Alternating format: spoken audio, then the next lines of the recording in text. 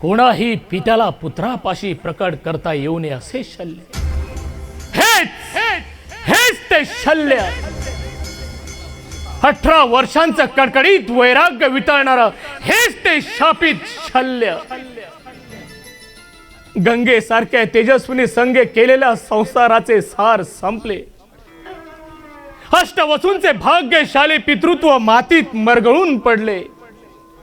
कुरुवंशाचे थोर सत्व चिखलात सरपटू लागले.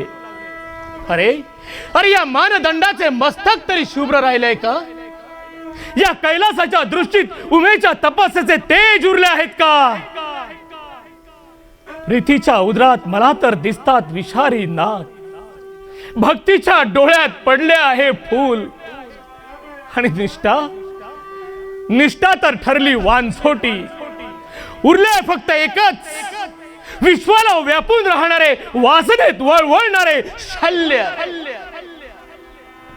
अरे आकाश गंगेवर सप्तर्षींची दाटी झाली आणि इथे मातीत मातलंय फक्त एकच वखवकलेलं शल्य. मस्तकावर रुपेरी ध्वजा फडकली तरी हिरवे चार मनाला समजूत नाही, समाधान नाही, तृप्ती नाही. सृष्टीचे व्यापारच पालटल्यासारखे दिसतात. काळ असा आलेला दिसतो की यापुढे पुत्राने पित्याचे लग्न लावून द्यावे आणि माता पित्यांची मुले मांडीवर खेळवीत उर्वरित आयुष्य घालवावे. वृद्धांचे दोहत पुरवण्यासाठी कोवळ्या कुमारांनी वानप्रस्थाश्रम पत्करावा आणि कुमारिकांनी फुले वेचून माता पित्यांचे शय्यागार सजवावे. आई, गंगामाई, माते मी तेही केले असते. तुझ्यासारख्या तेजस्विनीचे पाय या राजगृहाला लागणार असते तर हा देवव्रत बालकाच्या पावलांनी मातेच्या स्वागतासाठी धावला असता. पण ती धिवर कन्या माझी माता. नाही नाही नाही माते, सांग मी कोणती तपस्या करू म्हणजे या एका बुभुक्षित मनाला तरी मुक्ती मिळेल. सांग माते, मी कोणते दिव्य आचरू म्हणजे भोग भोगून भकाळीला गेलेल्या एका उपाशी पोटाची तरी भूक भागेल.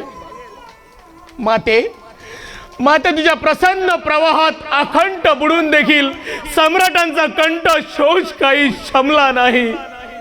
सांग माते, मी कोणत्या बलिदानाला सिद्ध होऊ म्हणजे या त्यांच्या तृष्णेला तरी तृप्ती लाभेल. शल्य शल्य शल्य.